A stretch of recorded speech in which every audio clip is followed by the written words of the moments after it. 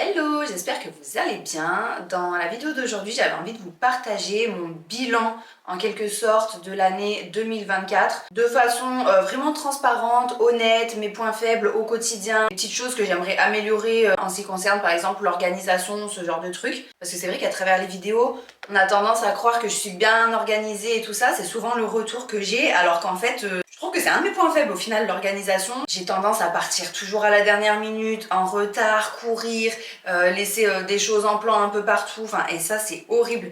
Niveau charge mentale, franchement, je déteste. Enfin bref, je vais vous en dire plus juste après. Et en fait, par rapport à ça, je me suis fixé des objectifs pour 2025 et donc je vais les partager aussi avec vous parce que ça va être un petit peu le fil conducteur des prochaines vidéos. Là sur le mois de janvier, j'avais envie de faire des vidéos en fait qui vont être motivantes pour prendre des bonnes habitudes. Moi de base je suis pas trop nouvelles résolutions et trucs comme ça, mais c'est vrai que c'est la période idéale pour partir vraiment du bon pied et sur de bonnes bases pour toute l'année à venir en fait. En gros, ça va être une petite série de vidéos sympas et utiles qui pourront nous aider au quotidien à alléger notre charge mentale, avoir moins de stress, être plus productif tout en gagnant aussi du temps libre, enfin en ayant plus de temps pour soi. Voilà, je vais essayer de vous partager des astuces de ce style-là. Et comme aujourd'hui c'est la dernière vidéo de 2024, je trouvais que c'était pas mal de terminer avec ça. Donc je me suis fait un petit thé et je me suis préparé une part de galette que j'ai oubliée, donc je vais la chercher. Elle est encore tiède en plus parce que je l'ai faite là cet après-midi, et d'ailleurs je vous ai filmé 2 recettes aussi pour l'épiphanie parce que je voulais pas faire une vidéo juste face caméra, je voulais quand même apporter quelque chose en plus dans cette vidéo. J'ai donc filmé une recette de galette des rois à la frangipane, vraiment classique mais excellente, et une recette de couronne des rois briochée qui du coup est un petit peu plus légère et moins écœurante que la galette à la frangipane. Comme ça vous avez le choix et ça vous laisse une semaine pour les préparer si vous avez envie. Du coup je vous laisse avec les recettes et je vous retrouve juste après pour vous partager mon bilan 2024 et les objectifs de 2025. Cette vidéo est sponsorisée par la marque Easevis qui propose des robots aspirateurs de premier choix en ce qui concerne le rapport qualité-prix. Et aujourd'hui, je vais vous présenter le modèle RE4C+, qui est top parce qu'il va à la fois aspirer et laver votre sol. Ça fait déjà quelques semaines que je le teste et j'ai été agréablement surprise par son efficacité et par sa facilité d'utilisation. Avant de commencer, il fallait que je change la serpillière parce que je m'en étais déjà servi à plusieurs reprises pour le tester et elle était bien sale. Bon, faites pas attention, comme vous pouvez le constater, il y a pas mal de poils de chamallow, mais le but c'était pas de vous montrer un aspirateur flambant neuf, pas sale et tout, parce que voilà, j'aime bien le tester histoire d'avoir du recul avant de vous en parler et de pouvoir me faire mon propre avis. D'ailleurs, il est hyper efficace sur les poils d'animaux. Pour changer la serpillière, c'est extra simple, il suffit d'enlever les scratchs. Ensuite, j'ai rempli le réservoir d'eau. Pour ça, c'est très simple aussi, il y a juste un petit clip, il suffit d'appuyer dessus, de le retirer, et ce que j'ai beaucoup aimé, c'est qu'à plusieurs endroits, c'est imagé comme vous pouvez le voir à l'écran. Donc même à la première utilisation, il n'y a pas besoin de sortir le livret pour savoir comment ça fonctionne, tout est indiqué directement sur l'appareil. Ensuite, j'ai remis en place la serpillière propre. Là, à nouveau, on a les petites images qui nous indiquent comment faire. Il suffit de la clipper sur le réservoir d'eau. Pour finir, on remet en place le réservoir et maintenant c'est parti, on va pouvoir le lancer pour qu'il fasse son travail. Voilà, comme vous l'avez vu, pour remplir le réservoir d'eau, rien de compliqué. Maintenant, je vais pouvoir lancer le nettoyage dans tout l'appartement. Et pour ça, il suffit juste d'appuyer sur un bouton dans l'application. C'est hyper facile également. Démarrage du nettoyage automatique. L'application, vous la téléchargez sur votre téléphone, elle est hyper intuitive, le robot va scanner tout seul la surface de votre logement pour déterminer les différentes pièces et à partir de là, vous pourrez sélectionner soit de tout nettoyer, soit sélectionner seulement une ou plusieurs pièces. Vous pouvez choisir aussi la puissance d'aspiration, d'ailleurs il y a un mode silencieux, donc ça c'est pas mal le soir si vous avez des enfants, histoire de le lancer quand ils dorment et que ce soit propre le lendemain quand vous vous levez. Vous pouvez choisir aussi l'humidité des serpillières. Le robot est équipé d'une technologie spécifique et de détecteurs infrarouges et ça lui permet d'éviter stratégiquement les obstacles, de détecter les tapis, d'éviter de chuter aussi si vous avez des escaliers. de contourner, etc. Le nettoyage est très efficace avec une puissance d'aspiration qui peut aller jusqu'à 4000 pascal. Il retourne automatiquement à sa station pour se recharger une fois le nettoyage terminé ou lorsque la batterie est faible. Donc vous n'avez pas besoin de penser à ça, il va le faire tout seul, ce qui évitera les pannes de batterie. Et surtout, dans la station, il y a un sac donc aspirateur. Et ça, c'est top parce qu'il se vide tout seul à la fin de chaque nettoyage. Vous n'avez pas à vider le réservoir à chaque fois. En moyenne, on va avoir besoin de changer le sac tous les 60 jours seulement. Voilà pour ça, si vous souhaitez avoir plus d'informations, n'hésitez pas à cliquer sur le lien présent en description, ça coûte rien de jeter un œil. Et de notre côté, on est parti pour la vidéo. Alors, pour les recettes de l'épiphanie, on va commencer par la couronne des rois, tout simplement parce qu'il y a besoin d'un temps de repos au frigo. Et pendant qu'elle reposera, on préparera la galette à la frangipane. En fait, la couronne, il faut la laisser normalement une nuit entière au frigo. Moi, je vous conseille vraiment de le faire si vous avez le temps. Vous préparez la pâte la veille. Mais moi, vu que je veux vous montrer ça aujourd'hui, je vais la faire reposer. Je vais essayer de la faire reposer quand même 2-3 heures. Alors là, je pèse 80 ml. Donc en fait, c'est 80 grammes de lait. Je vais le faire tiédir au micro-ondes, faut pas qu'il soit trop chaud, vraiment juste tiède, parce que s'il est trop chaud, ça risque de tuer votre levure boulangère et après ça va pas gonfler. Une fois que le lait est tiède, on va ajouter 5 à 6 grammes de levure boulangère sèche. Donc moi, j'ai pris celle-là. En fait, c'est pratique si vous pouvez en prendre celle-là, enfin c'est l'idéal parce qu'en fait les sachets ils font 5,5 grammes. Sinon il y a d'autres marques, c'est 8 grammes, enfin voilà, ça dépend. Mais là, du coup, on se casse pas la tête, on met le sachet entier et on sait qu'on a la bonne quantité. En sachant que vous pouvez aussi utiliser de la levure boulangère fraîche, c'est même mieux. Et dans ce cas, vous allez en utiliser 10 grammes que vous allez émietter dans le lait. Donc là, je vais remuer un petit peu et je mets de côté pendant à peu près une dizaine de minutes. Ça y est, ça fait 10 minutes de repos pour la levure. Donc maintenant, on va passer à la préparation de la pâte, donc le pétrissage. Pour ça, l'idéal, c'est d'utiliser un petit robot du style KitchenAid. Et si vous n'en avez pas, vous faites soit à la main, à la machine à pain. Moi, je vais pétrir par exemple au Thermomix. C'est comme vous voulez. Donc on va verser dans le bol 280 g de farine. Ensuite, on va ajouter le mélange de lait et de levure. L'équivalent de 4 cuillères à soupe de sucre. On ajoute aussi un œuf. 3 cuillères à soupe d'eau de fleur d'oranger. Moi je prends celle-ci parce qu'elle n'a pas de conservateur, pas d'alcool, rien. Alors que la vainée, il y a de l'alcool et des conservateurs dedans. Et pour finir, j'ajoute une demi-cuillère à café de sel. Juste le sel, quand vous le déposez, vous essayez de ne pas le mettre sur la levure et le lait. Moi j'ai mis vraiment tout à gauche la levure et le lait et tout à droite le sel. Et voilà, là on va partir pour le pétrissage. Donc en gros, il faut obtenir une consistance assez souple et élastique, que ça se décolle des parois. Moi je pense que je vais pétrir pendant à peu près une dizaine de minutes. Après ça dépend vraiment de votre mode de pétrissage.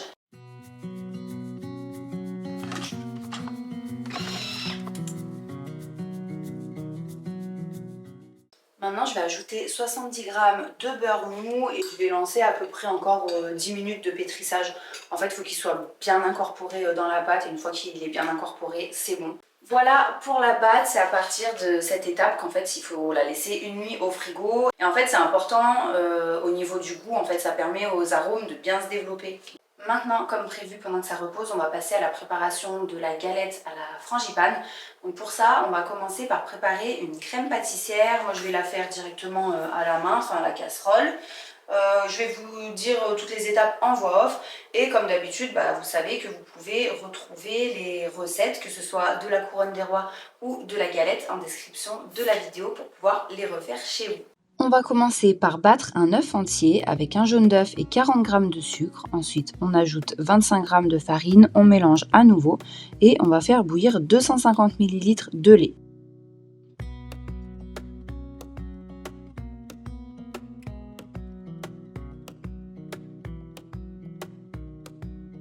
Une fois que le lait bout, on le sort du feu et on va le verser en filets tout en mélangeant dans notre préparation œuf, sucre, farine. Une fois que le tout est bien mélangé, on le remet à nouveau dans la casserole et on vient faire épaissir sur feu doux tout en mélangeant. Et voilà, c'est prêt pour la crème pâtissière. Je vais vous montrer la texture. en essayant de ne pas tout faire tomber. Et du coup là je vais bien laisser refroidir à l'extérieur, vu qu'il fait frais en ce moment, ça tombe bien parce qu'on va devoir l'utiliser après à température ambiante quoi. Faut pas qu'elle soit chaude. Allez, pendant que ça refroidit, on va maintenant préparer notre crème d'amande. Donc là j'ai pesé 150 g de beurre, il faut qu'il soit bien mou. Je vais ajouter 150 g de sucre. Je vais bien mélanger le tout pour que ce soit homogène et ensuite je vais ajouter 3 œufs, un par un, en mélangeant bien entre chaque.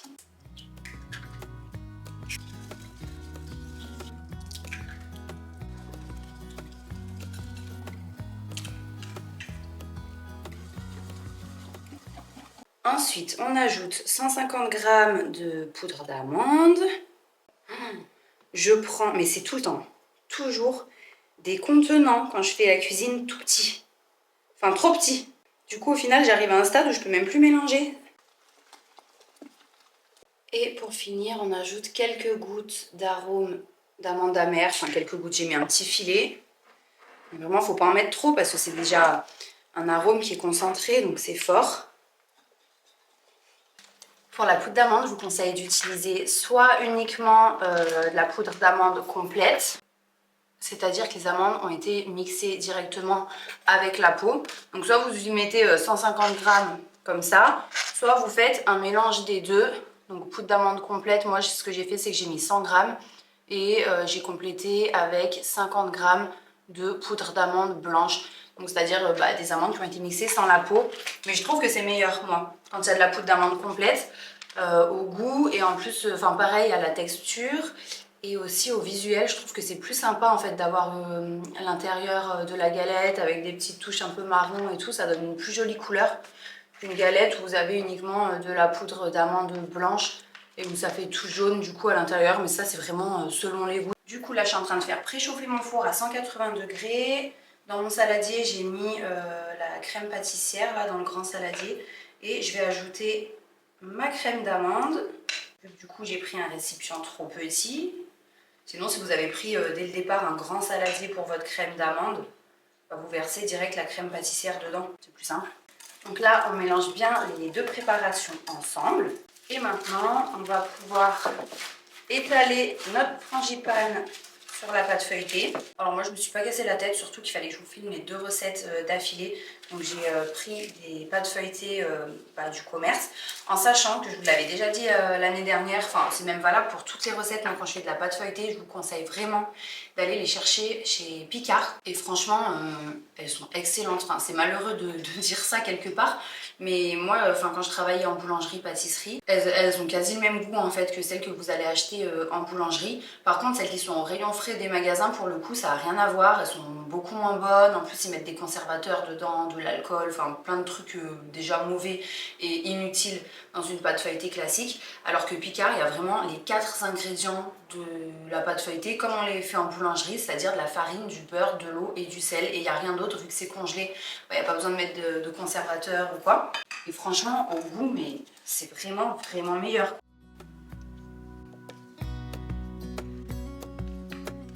Là, on étale notre crème frangipane partout sur la pâte feuilletée. On laisse à peu près 2 cm de libre sur les bords. Alors vous allez voir, ça en fait beaucoup, mais justement, c'est ça qui va être bon parce que ça va pas être sec, quoi. Je trouve que quand il n'y en a pas beaucoup dans la galette, on a l'impression de manger que de la pâte feuilletée et que même l'intérieur paraît sec. On n'oublie pas de mettre la fève. Je dis ça parce que l'année dernière, je l'ai oublié. On la met bien sur un bord. Parce que si vous la mettez vers le centre, vous avez beaucoup plus de chances de tomber dessus quand vous allez découper la galette. Et là, on va recouvrir avec la seconde pâte feuilletée. Punaise, ça va être un carnage parce que je viens de la déformer en enlevant du papier.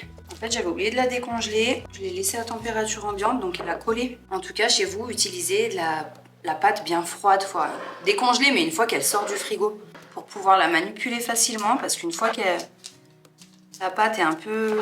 Enfin, dès qu'elle est à température ambiante, c'est compliqué de la manipuler. Là, vous voyez, avec le dos de la pointe d'un couteau, j'ai fait comme des petites soudures tout autour, pour éviter que ça s'ouvre à la cuisson. Bon là, on voit bien au bord, Parce que si ça s'ouvre, bah forcément il y a toute la frangipane qui sort et c'est pas ce qu'on veut. Maintenant on passe à la dorure. Donc j'ai battu un œuf entier dans un petit bol. Franchement, vous n'êtes pas obligé d'utiliser que le jaune. Moi, pareil, toujours quand j'étais en boulangerie, pâtisserie, on utilisait des œufs entiers qu'on battait comme ça pour la dorure. Comme ça, on n'est pas obligé de jeter le blanc. Ensuite, toujours avec la pointe d'un couteau, on va faire des petits dessins sur le dessus. Pour ça, vous avez plein d'exemples sur internet. Et là, pareil, moi je galère un petit peu parce que ma pâte feuilletée était bien molle. Alors que quand elle est plus dure, limite faudrait remettre 10 minutes au frigo. Comme ça c'est plus facile de dessiner en fait quand elle est plus dure quoi. Bon voilà, le dessin n'est pas ouf mais c'est pas grave.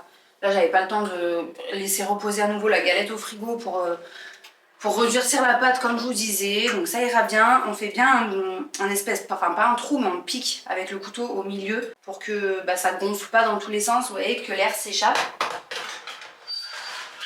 Et puis on enfourne à 180 degrés pendant à peu près une demi-heure et là vous vérifiez bien parce que ça peut varier en fait en fonction des fours. Donc moi je vous conseille au bout de 20 minutes de cuisson de vérifier déjà un petit peu où ça en est. Allez, maintenant on va terminer avec la couronne des rois. La pâte a bien gonflé. Donc là on va la dégazer, c'est-à-dire qu'on va la pétrir un petit peu pour enlever l'air qui s'est mis à l'intérieur.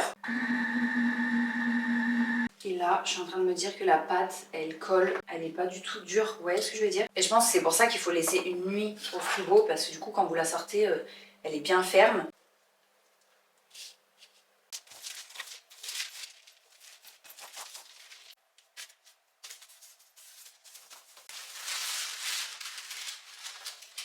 Bon, j'ai réussi à faire une couronne. Franchement, quand j'ai vu la texture de la pâte, je vous garantis que c'était pas gagné. Mais, franchement, ça va. Elle n'est pas ultra régulière parce que comme je vous dis, j'ai pas pu former un boudin. La fève, on la met en dessous après cuisson parce que si on la met dans la pâte, elle risque de se retrouver sur le dessus, de sortir vu que ça gonfle et tout. Enfin, c'est pas le bon plan, c'est mieux de la mettre vraiment ou l'incruster en dessous une fois que c'est cuit. Là, je vais laisser lever à température ambiante pendant à peu près 1h30 je crois. De toute façon, je vous mettrai tout en description. Mais en tout cas, je vous conseille vraiment de laisser toute la nuit au frigo. Comme ça, vous êtes sûr que vous galérez pas avec la texture de la pâte. Et par contre, j'ai goûté la pâte excellente. Du coup, moi, ce qui est sûr, c'est que je la referai d'ici quelques jours, après une nuit au frigo. Et comme ça me permettra de voir un petit peu la différence. Donc voilà, une fois qu'elle aura bien gonflé, on va pouvoir la dorer. Après, je mettrai du gros sucre. Je vais décorer avec un petit peu des fruits confits, parce qu'à la base, il y en a. Après, c'est facultatif, ça va être plus pour la déco. Si vous n'aimez pas, vous ne les mettez pas. Vous mettez du sucre un peu partout, ça c'est vous qui verrez. Donc voilà. On va attendre et entre temps j'ai sorti la galette frangipane du four.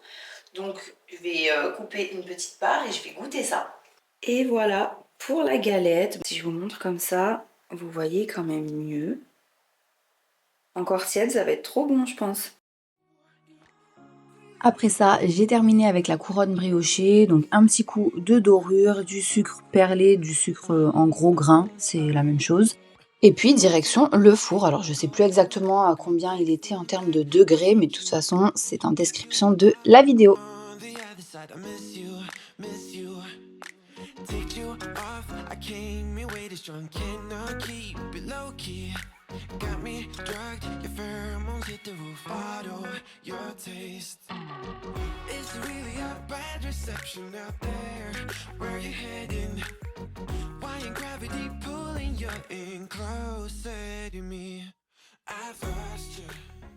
Voilà pour les recettes, on enchaîne avec la suite. D'ailleurs dites-moi, parce que j'aime bien lire ce qu'il en est pour vous et c'est sympa parce qu'on peut échanger là-dessus en commentaire. Les choses que vous avez bien réussi en 2024, si vous aviez des objectifs que vous avez réussi à atteindre, si vous avez des choses que vous voulez améliorer encore, des choses que vous voulez modifier. Parce que je sais qu'il y en a pas mal d'entre vous qui lisent les commentaires. Et je pense qu'on peut à la fois avoir des objectifs vraiment différents en fait d'une personne à l'autre. Chamallow, je sais pas ce qu'il fait, il gratte le tapis, il doit avoir un jouet coincé sous le canapé. Et on peut avoir des objectifs aussi vraiment similaires, qui se rapprochent. Du coup ça me ferait vraiment plaisir de voir ce qu'il en est en fait pour vous à ce niveau-là. Alors moi je me suis noté quelques bricoles. Déjà il y a les choses que j'ai envie vraiment d'améliorer et qui m'ont posé entre guillemets problème en 2024. Déjà c'est l'organisation, comme je vous l'expliquais en début de vidéo. Je me suis sentie ultra désorganisée à faire les choses tout le temps dans le speed, courir à droite à gauche, ne pas avoir terminé tout ce que j'avais à faire avant d'aller chercher les enfants à l'école. Et en fait c'est hyper frustrant, ça apporte beaucoup de stress. Quand on stresse, qu'on court partout, au final ça fatigue. Moi j'avais vraiment très peu d'énergie cette année. Beaucoup de fatigue. Je me couchais très tard aussi parce que je terminais pas ce que j'avais à terminer dans l'après-midi. Ensuite j'enchaînais avec les enfants, la routine du soir. Je reprenais tout ce que j'avais à faire au niveau professionnel sur les coups de 21h30. Je terminais à minuit et demi. Les enfants se lèvent tôt le matin, donc j'ai eu vraiment un gros manque de sommeil. Après, quand on est à plat la journée, on avance au ralenti. Et du coup, chaque jour, c'était pareil, quoi. J'avançais au ralenti la journée, j'étais fatiguée, donc j'arrivais pas à boucler tout ce que j'avais à boucler. Des fois, j'essayais de me reposer 30 minutes pour enchaîner avec les enfants sans être trop fatiguée et à reprendre, comme je vous dis. Enfin, c'était un cycle comme ça. Et résultat, j'arrive à la fin de l'année avec une grosse dette de sommeil. Et je pense au final que tout part de l'organisation. C'est pour ça que 2025, je veux vraiment être plus organisée. Et là, j'ai déjà mis en place des petits trucs ces dernières semaines qui m'aident bien. En fait, il suffit juste de s'y tenir. Donc comme prévu, je vous expliquerai dans les futures vidéos. Et voilà, quand on s'y tient, qu'on se donne un rythme, vraiment, après voilà, c'est une question de discipline aussi, parce que des fois on aimerait faire autre chose et tout. Mais moi j'ai structuré mes journées avec des horaires précis et tout, et je sais que si je les respecte, j'ai des journées qui sont beaucoup plus productives, j'arrive à faire plus de choses et en plus de ça, j'arrive à dégager du temps pour moi alors qu'avant c'était impossible. Et là, je commence vraiment à améliorer ça. Donc déjà, je suis bien contente à ce niveau-là. Et surtout, on a un sentiment en fin de journée de satisfaction, parce qu'on a réussi à réaliser ce qu'on avait envie de faire. Pareil le week-end, on se retrouve avec moins de travail pour les personnes qui sont à leur compte, qui travaillent à la maison, parce que moi je sais que toujours je travaille un peu le samedi et le dimanche. En tout cas le soir quand les enfants sont couchés. Et on se retrouve avec moins de tâches ménagères accumulées pendant la semaine qu'on doit rattraper le week-end. Enfin vraiment, je pense que c'est hyper important. Et c'est clair que ça se fait pas en un claquement de doigts, il faut être discipliné un minimum. Mais c'est vraiment satisfaisant de se sentir plus efficace et de pouvoir s'accorder des moments aussi. Ça c'est hyper important parce qu'au bout d'un moment, si on s'accorde jamais de temps, après je vous dis pas qu'il faut aller faire des massages tous les mois et tout, ça n'a rien à voir avec ça. Là je parle du temps qu'on peut s'accorder déjà pour nous-mêmes à la maison. Rien que prendre le temps d'avoir 20 minutes dans la salle de bain au calme tous les soirs, moi c'est quelque chose que j'avais jamais en fait. Du coup voilà, ça va être mon objectif number one. Ensuite, quelque chose que j'essaye pareil d'améliorer depuis des années. Mais en fait, c'est toujours pareil, j'avais l'envie, mais je le faisais pas en fait par des actions concrètes tout au long de l'année. Donc c'est bien d'avoir envie de se dire je vais faire ci, je vais faire ça, mais après c'est clair qu'une fois de plus, si on ne l'applique pas et si on n'est pas discipliné, ça ne fonctionne pas forcément parce que ça peut venir que de nous. C'est lutter contre le gaspillage alimentaire. Et ça, je me suis aussi noté tout un tas de petites astuces. J'ai 2-3 trucs à faire encore en début d'année, comme aller acheter des boîtes de conservation et tout, parce qu'en fait j'en ai très peu. Je vous expliquerai pareil plus en détail parce que ça va faire l'objet d'une vidéo. Comment arrêter le gaspillage alimentaire et toutes les choses en fait que j'ai mises en place. Ça c'est hyper important parce que moi je trouve que c'est hyper frustrant de faire des courses, de jeter pas mal à la fin de la semaine parce qu'il y a des choses qui sont périmées ou qui sont restées au fond du frigo à moitié ouvertes, qu'on n'a pas vu quand le frigo n'est pas rangé et tout. Alors moi j'ai tendance vraiment à faire pas mal de gaspillage en fait avec les enfants parce que des fois je prépare des choses qu'ils vont pas manger. Le mardi ils vont adorer les haricots verts et si j'en refais le samedi, y a personne qui va y toucher. Je vais les garder 2-3 jours au frigo, au final ils voudront quand même pas les manger. Je trouve que c'est encore plus difficile en fait de limiter le gaspillage alimentaire quand on a des enfants. Mais là encore, il y a des petites astuces. Et du coup par rapport à ça, je pense aussi m'organiser différemment pour la préparation des repas, la conservation, faire de plus grosses quantités, congeler pour gagner également du temps au quotidien, avoir moins de pression en mode vite après une fois que j'ai récupéré les enfants à l'école, j'attaque la routine du soir, il faut qu'ils se lavent, j'ai une machine à faire tourner, du linge à plier, il faut en plus que je prépare le repas, au bout d'un moment c'est pas possible. Je veux dire le soir entre 16h30 et 20h30, on a 4 heures déjà en général, toujours pour les personnes qui ont des enfants, c'est le rush. Après, celles qui n'ont pas d'enfants, souvent elles ont des activités après le travail, ou c'est là qu'on va faire les courses et tout. Mais en tout cas, moi je sais qu'avec les petits là, de 16h30 à 20h30, mais je n'arrête pas une seconde. J'enchaîne. Parce que la journée j'ai travaillé, donc je me suis pas spécialement occupée des tâches ménagères, des trucs comme ça. et tout ce genre de trucs, enfants, appartements, repas et tout, je le fais de 16h30 à 20h30. Mais forcément, eux, ils veulent aussi jouer, ils sont dans la demande, ils viennent nous voir pour qu'on les aide à faire des trucs. Et encore, moi, j'ai de la chance parce que là, les devoirs, c'est que l'année prochaine pour Léo. Pour l'instant, ils n'ont pas de devoirs. Mais je me dis, il faut vraiment que je change ça parce que quand je vois ma vie de 16h30 à 20h, je me dis, mais là, j'ai même pas 5 minutes pour faire les devoirs en fait. Et du coup, c'est pareil, il faut vraiment que je change à ce niveau-là, ça va pas. Du coup, voilà, je vais pas plus m'égarer du sujet parce que là, on est plus sur une question d'organisation. Mais comme je vous dis par rapport au gaspillage alimentaire, déjà, je vais faire des plus grosses quantités que je vais congeler. Parce qu'en général, quand je fais des plus grandes quantités, ça finit par s'abîmer au fond du frigo parce que je les congèle pas et parce que j'ai pas assez de boîtes de conservation. Alors que faire des grosses quantités, vous congelez la moitié. Vous mangez par exemple un curry de légumes avec du riz le lundi, vous congelez et vous en remangez le vendredi. Comme ça, c'est pas, vous mangez pas 3 jours de suite la même chose. Et tout au long de la semaine, si on fait un petit roulement comme ça avec des jours, moi je pense que je me le noterai au niveau de mes menus de la semaine. Pareil, je vais m'organiser un petit peu différemment du coup pour les menus. Mais en tout cas, en plus d'éviter le gaspillage, ça va éviter de perdre trop de temps à cuisiner chaque jour parce qu'il y a des jours où du coup je cuisinerai tout simplement pas et ce sera très bien comme ça. Donc je vais tester aussi le batch cooking en sachant que moi voilà, le samedi et le dimanche je suis avec les enfants, donc je vais pas me mettre 2-3 heures en cuisine à préparer pour toute la semaine, ça non.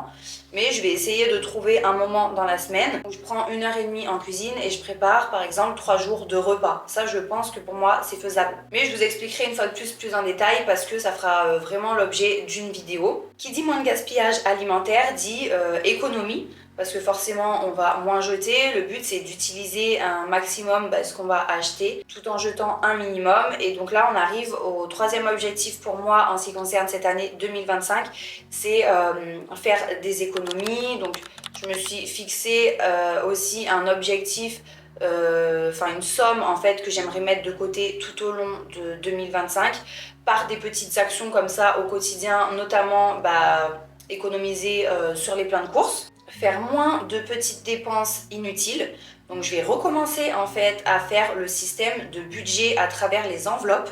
Donc ça je vous l'avais déjà expliqué, mais du coup je vous en reparlerai si besoin. Parce que cette fois-ci je vais pas fonctionner en fait avec le système d'espèces dans les enveloppes, bien que je trouve que ce soit, pour moi, le système le plus intéressant, le plus parlant visuellement. Cette fois-ci je vais tester le système des enveloppes virtuelles. Parce que moi je vous l'avais déjà expliqué pour les personnes qui avaient vu la vidéo où je parle du budget, mais il y a eu plusieurs cambriolages dans mon immeuble et en fait j'ai pas envie de garder des sommes comme ça en espèces, surtout que voilà, moi je vous explique un petit peu à travers les vidéos et tout. Donc tout se sait quand même assez rapidement et j'ai pas envie de garder des grosses sommes en espèces chez moi. C'est vrai que si j'avais été anonyme entre guillemets, que j'étais pas sur YouTube à vous expliquer, vous donner des petites astuces de ce genre là, j'aurais continué à faire en espèces parce que franchement c'est top.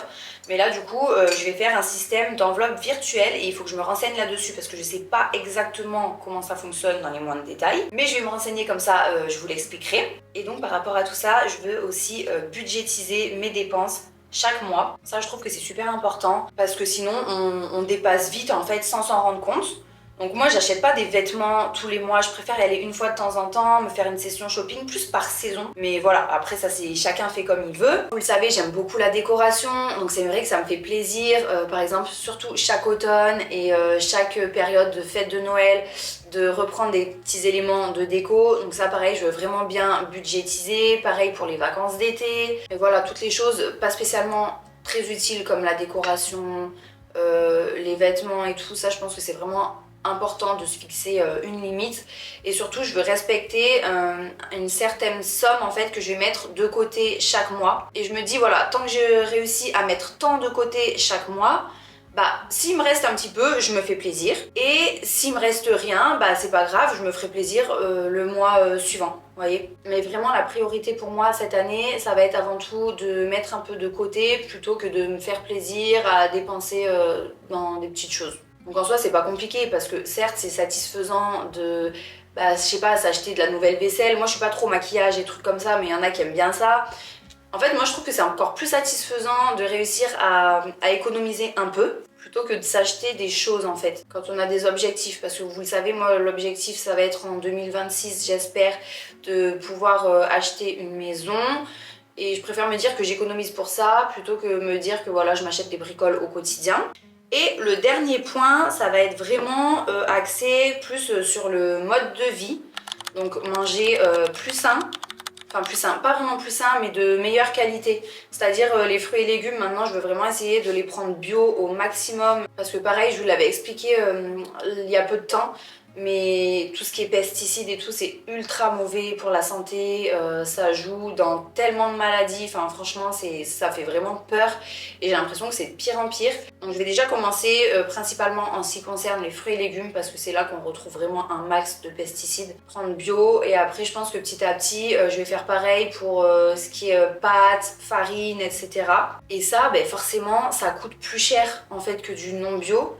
Mais d'un autre côté, en réduisant le gaspillage alimentaire, je vais m'y retrouver. Et j'ai une abonnée qui m'a donné une astuce qui était pas mal. Elle me disait qu'elle, maintenant, elle achetait pas mal de surgelés. Donc par exemple, vous savez, les courgettes déjà coupées en morceaux, les brocolis, les haricots verts, les épinards. Il y a déjà plein de choses qu'on prend en surgelé.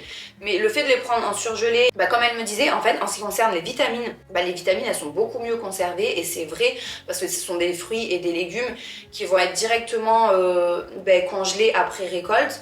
Alors que nous, quand on les achète en magasin, ça fait déjà plusieurs jours qui sont dans le magasin, qu'ils ont été dans les transports. Après on les garde encore plusieurs jours à la maison, et en fait plus on les garde après récolte, plus les taux de vitamines diminuent, malgré des fois ce qu'on peut penser, et on se dit ah bah non c'est mieux de prendre frais. C'est vrai qu'en fait en surgelé ça conserve vachement bien tout ce qui est nutriments aussi d'ailleurs. En plus de ça, moins de gaspillage. Donc en fait vous voyez, au niveau de mes objectifs, tout est lié. Pareil au niveau de l'organisation, des petites choses toutes bêtes comme ça, mais en achetant les légumes surgelés, je vais gagner du temps, je vais gagner en niveau santé parce que c'est quand même meilleur, et surtout je vais vraiment utiliser que les quantités dont j'ai besoin sur le moment, et je sais que ça va pas s'abîmer.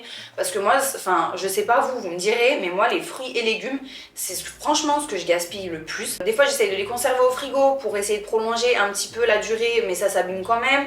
Quand je les garde à température ambiante, pareil, ça s'abîme hyper vite. Enfin limite, pour bien faire, faudrait aller tous les 3 jours en magasin pour aller chercher du frais, les consommer dans les 3 jours suivants, et ainsi de suite. Mais moi perso, j'ai pas le temps tous les 3 jours d'aller en magasin. Après c'est sûr que ça fait toujours plaisir d'acheter frais, des bons produits frais au marché, de les cuisiner et tout. Je le ferai encore, ça c'est clair. Mais vraiment sur mon organisation comme ça annuelle, je veux vraiment toujours avoir ce stock là dans mon congélateur pour ce genre de produits. Donc voilà, dans ce 4e objectif de qualité de vie d'une manière générale, comme je vous le disais juste avant, on va dire qu'il y a la qualité de l'alimentation. Je veux vraiment me tenir au sport cette année mieux que ça, parce que là j'ai vraiment lâché en fin d'année. Après c'est une grosse période de travail pour moi en fin d'année, donc j'avais moins le temps.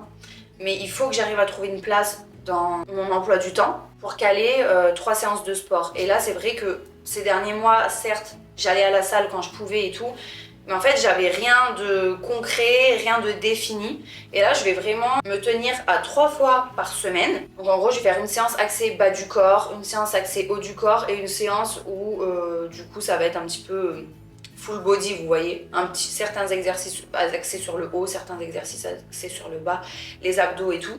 Mais vraiment, je vais pas me faire des séances trop chargées, trop intenses et tout, parce que sinon on ne tient pas dans la durée, et les résultats on les a quand vraiment on est régulier dans la pratique du sport, et même dans tous les domaines. Je trouve que les résultats ils viennent vraiment avec la régularité et la constance en fait dans ce qu'on va faire. Je vais mettre juste 4 exercices par séance, avec un petit quart d'heure de cardio en fin de séance, et c'est tout. Je vais me fixer un objectif de à peu près 1h10 max par séance à la salle, histoire que ça me prenne pas trop de temps, parce que des fois je me mettais 1h30, 1h45, plus faire l'aller-retour chez nous, se préparer avant, prendre la douche en rentrant. Au final on arrive, ça nous a pris plus de 2 heures quoi. Et ça, je veux plus consacrer autant de temps, mais vraiment sur le long terme. Et toujours en ce qui concerne la qualité de vie, je veux vraiment gagner en énergie, arrêter d'avoir cette fatigue tout au long de la journée, tout au long des semaines, des mois, de l'année. Et pour ça, il faut vraiment que je change mes habitudes de sommeil, que j'arrête de travailler comme ça tard le soir jusqu'à minuit et demi, parfois 1h, parce que là, toute l'année, ça a été ça. Et avoir des nuits de 5 heures de sommeil, ou même 6, franchement, c'est pas suffisant. Après moi je sais que j'ai des nuits entrecoupées aussi, parce que Tom a tendance encore à m'appeler, enfin bon, ça c'est autre chose. Mais vraiment je sais qu'il me faut plus d'heures de sommeil, et il faut que je me fasse violence à me coucher plus tôt. Et ça c'est quelque chose, Franchement, j'essaie depuis des années, je n'y arrive pas. Et je sais que là, quand je me fais, je programme mes journées avec des horaires et que vraiment je m'y tiens et je suis disciplinée à ce niveau-là, j'arrive à me coucher plus tôt et déjà ça va mieux. Et je pense que si je le fais vraiment sur le long terme, au bout de quelques semaines seulement, je vais tout de suite voir la différence si j'arrive à avoir 2 heures de sommeil supplémentaire chaque nuit. Et c'est trop important pour tout en fait, le sommeil. Que ce soit pour réguler les niveaux de stress, pour être moins sur les nerfs aussi la journée, avoir plus de patience avec les enfants, être plus efficace aussi dans ce qu'on fait. Pareil, si vous avez des objectifs physiques au niveau du sport, ou même tous les cheveux, enfin la santé, la peau, le bien-être physique et mental et tout, mais le sommeil, c'est vraiment la base des bases. Et souvent, on néglige vraiment cet aspect-là, je trouve, de notre vie. Je veux vraiment me dire qu'à 22h, je suis dans mon lit. Je lis à peu près 20-30 minutes, je coupe mon téléphone en fait à 22h. Si de 20h30 à 21h30 je veux passer 1 heure sur mon téléphone, ok, pas de souci. Mais en tout cas je veux qu'il soit coupé à 22h et qu'avant de dormir je termine ma journée par 20-30 minutes de lecture avec une petite infusion. Ensuite je m'endors tranquille, apaisée. C'est des choses toutes bêtes, moi je veux pas me fixer des objectifs de malade avec des trucs inatteignables et tout. Je pense qu'il faut faire vraiment étape par étape. Et pour atteindre un gros objectif, bah y aller petit à petit quoi, s'en fixer des petits et faire les choses progressivement, sinon on n'y arrive pas. C'est vraiment des trucs progressifs mais sur du long terme. Voilà, du coup pour résumer, en premier ça va être travailler sur mon organisation, en deuxième ça va être arrêter ou diminuer au maximum le gaspillage alimentaire. Le troisième, ça va être les économies. Et le quatrième, ça va être un objectif plus général sur la qualité de vie, donc qualité de l'alimentation, sport, sommeil et bonnes petites habitudes quotidiennes. Voilà, du coup j'attends de vous lire en commentaire pour savoir un petit peu ce qu'il en est de votre côté. Même si vous changez rien aussi en début d'année, parce que moi pendant des années j'ai fonctionné comme ça. Moi j'aimais bien prendre de nouvelles habitudes à la rentrée en septembre. Je trouve qu'après c'est aussi une bonne période pour réajuster certains trucs. Mais là, cette année, ouais, j'avais envie vraiment de repartir du bon pied. Parce que je vous dis, 2024, je me suis sentie trop lessivée, en fait. Enfin, comme si j'étais dans une machine à laver en mode essorage tout le temps. Et que je ressortais complètement vidée à la fin de chaque journée. Parce que c'était le fouillis du début à la fin de mes journées. Ça, plus le manque de sommeil, franchement horrible. Du coup on se retrouve l'année prochaine, donc je rigole mais dimanche prochain, le 5 janvier à 14h pour la vidéo suivante. Et du coup j'espère que la petite série de vidéos de janvier axée motivation et compagnie va vous plaire.